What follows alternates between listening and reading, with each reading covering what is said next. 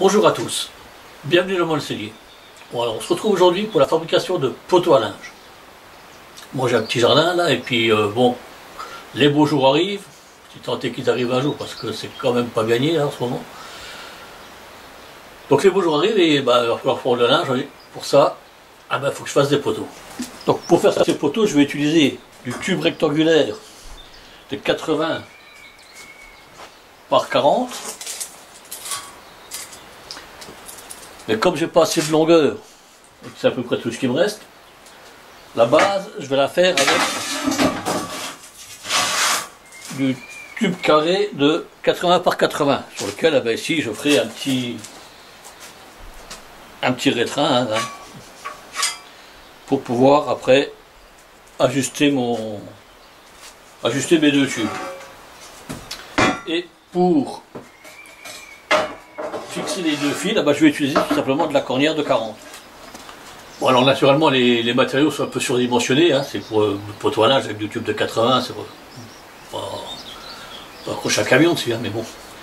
Mais bon, c'est ce qui me reste, hein, ça vient de mon stock, donc on va utiliser ce qu'on a, c'est pas la peine de racheter pour racheter, ça sert à rien, les temps sont durs pour tout le monde, donc on va utiliser ça et puis ça va le faire. Donc dans un premier temps, je vais débiter mes longueurs. Hein, c'est des poteaux qui vont faire grosso modo 2,30 m de long. Hein, ils seront enterrés de 50 cm à peu près. Donc on avisera tout ça une fois qu'on aura fait les trous et tout ça quand ça sera mis en place. On va commencer par débiter tout ça.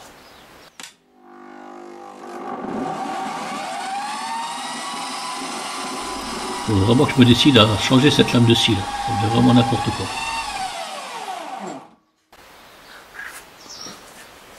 Donc voilà, maintenant toutes mes longueurs sont débitées. Donc on va commencer par nettoyer tout ça, hein, parce que c'est un peu rouillé, il y a de la calamine, il y a tout dessus. Donc première opération, nettoyage. Après on verra pour l'assemblage de toutes les parties.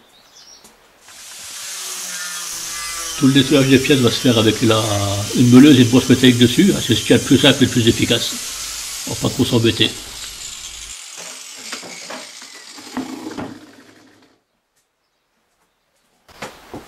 Voilà, donc toutes mes pièces ont été nettoyées, hein, un coup de brosse métallique, un coup d'acétone, même s'il faudra le refaire après parce que bon, il va y avoir encore de la poussière et tout dessus.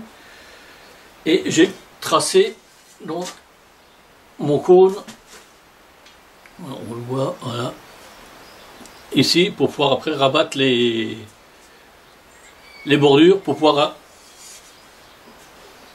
rabattre les bordures, pour pouvoir après me ressouder le fer de 80 par 40. Hein, donc on va couper tout ça, puis on va présenter l'enfant à sa mère, on verra ce que ça dit.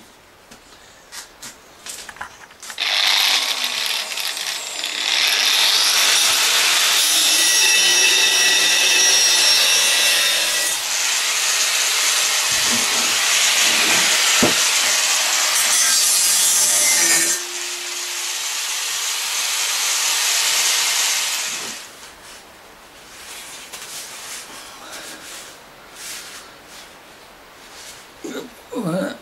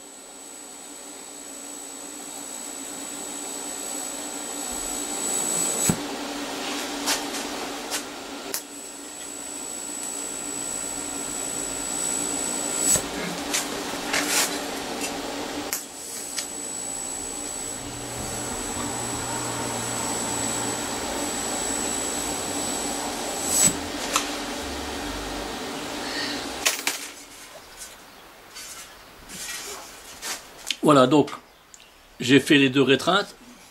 Alors quand vous faites ce genre de pièces, soyez quand même très très précis dans les traçages et dans les coupes. Moi sur le premier je me suis un peu vautré là, il faut le dire. Hein.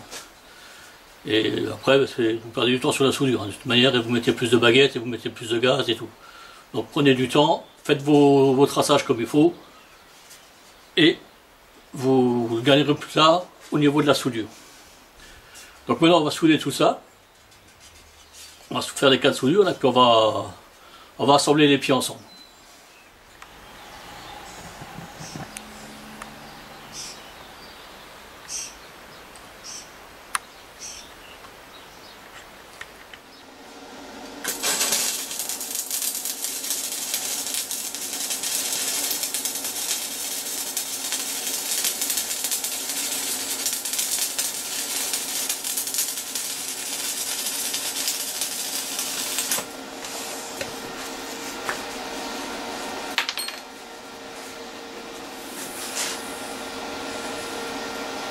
Là, j'ai changé mon mode de soudage, hein, j'ai pris de la baguette enrobée, du MMA. Et là, bon, j'ai commencé par faire une première passe parce que j'avais un peu de jeu, puis la toile est quand même relativement fine, hein, c'est pas non plus. C'est pas de la dentelle, mais presque. Donc j'ai fait une première passe pour boucher un peu les trous pour avoir quelque chose de régulier, puis maintenant je vais faire une passe de finition. Voilà, donc mes deux poteaux sont finis. Et je vais quand même vous expliquer pourquoi j'ai changé de mode de soudure. Je suis passé du TIG au MMA. Tout simplement, je n'ai pas les baguettes adéquates pour souder ce type de ferraille. Donc ça me faisait des baguettes de 2 mm.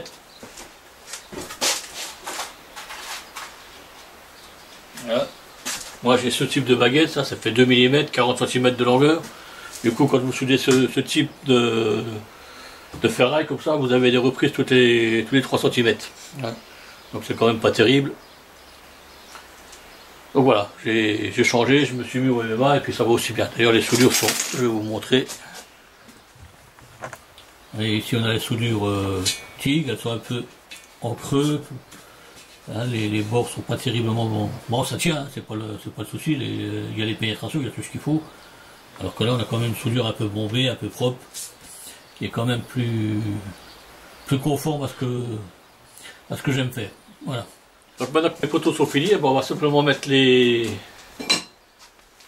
cornières en haut. Donc je vais faire 2 trous pour pouvoir passer les cordes à linge. Et ensuite je les souderai en place. Voilà, donc les 2 cornières sont finies. J'ai percé les trous. J'ai arrondi un peu les dents là. Que ce soit pas trop moche et puis qu'on se fasse pas mal chez mon scogne, pas moins mal. Donc ça reste comme de la ferraille. Voilà, donc je vais souder ça sur les poteaux maintenant. Donc voilà, donc j'ai tracé l'axe du poteau, l'axe de ma cornière. On va se laisser un petit centimètre pour la soudure. Voilà, pile poil 1 centimètre. On ira souder ça comme il faut. Ok. Bon, on n'est pas non plus à 1 mm près, hein, c'est un poteau à linge, c'est pas...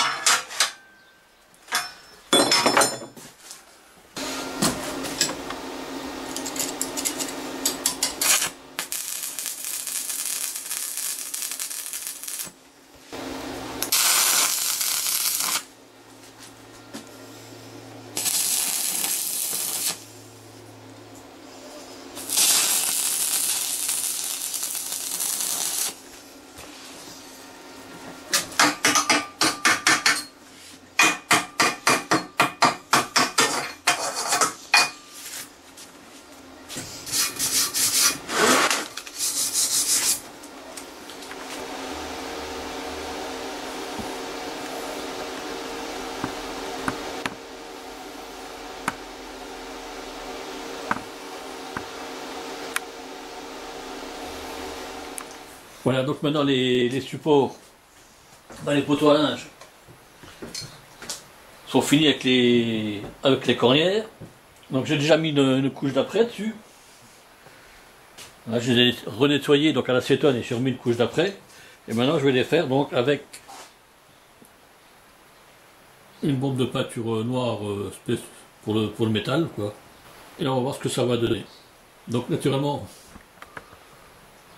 pour ceux qui suivent, vous aurez remarqué que j'ai ici soudé des platines, hein, pour que l'eau ne rentre pas dans le poteau.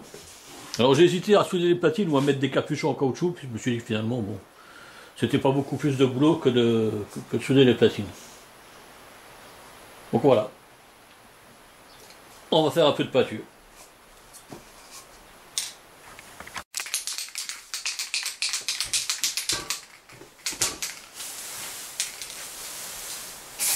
Naturellement, quand vous faites de la peinture, n'hésitez pas à mettre un masque respiratoire, hein, pas comme moi. Bon, mon garage est bien ventilé, mais bon, c'est pas une raison, ça peut toujours être utile.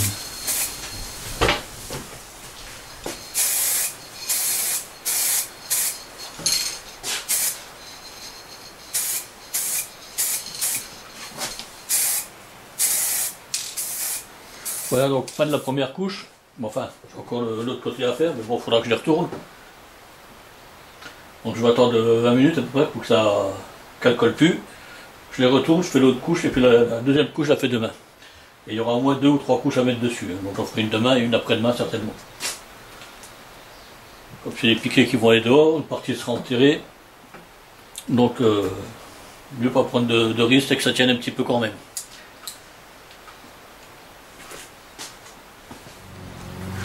Voilà, donc maintenant on est sur la pose des poteaux. Hein. Alors j'ai déjà fait un trou.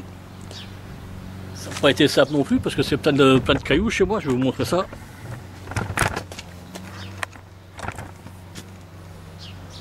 Voilà. Un beau trou, 50 cm de profondeur, tout fait à la bêche.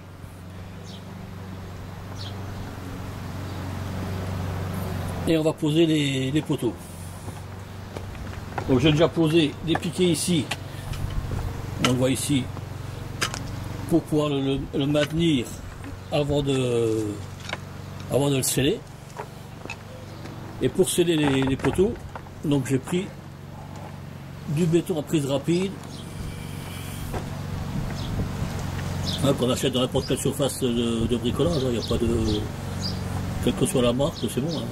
Voilà, c'est des bétons d'ancrage, c'est marqué dessus. Rapide béton. L'avantage de ces bétons, c'est que on n'est pas obligé de les mélanger avant. On met ça dans le trou, on met un peu d'eau dessus, un peu de malaxage et ça tire tout de suite. Et la prise se fait en un quart d'heure. Donc le poteau, normalement, au bout d'un quart d'heure, ne bouge plus. Bon, on va quand même le laisser un peu plus, on n'est pas fou. Et on va voir comment ça se passe.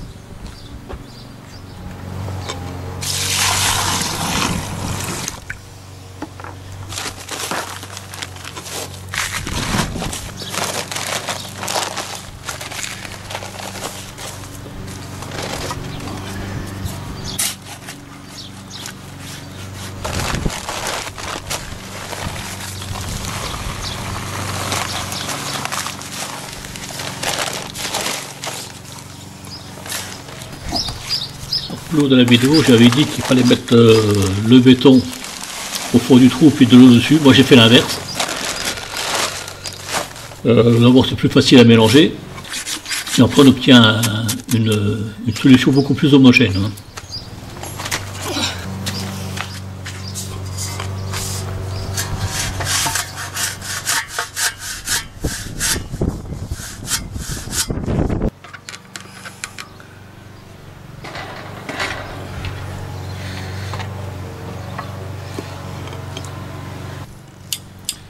La pose des poteaux se fait à 80, hein, c'est beaucoup plus simple quand on peut être aidé. Hein. Il ne faut pas négliger l'emploi de ses petites mains, toujours utile quand on bricole.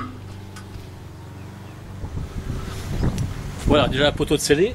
Donc naturellement quand on fait ça, on s'assure d'avoir tous les outils à disposition. Les cales, les serre-joints, le niveau, les truelles pour pouvoir mélanger, etc. Ça ne joue pas de courir, ça tire en un quart d'heure, donc là il faut être sûr de soi. Hein. Faut bouger.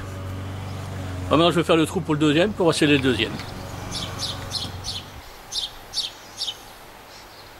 Bon, j'ai fait le trou, et le scellement, puis le nettoyage du terrain, tout ça hors caméra. Hein, bon, c'est la même chose que pour le premier poteau. C'est bis repetita. On prend les mêmes et on recommence.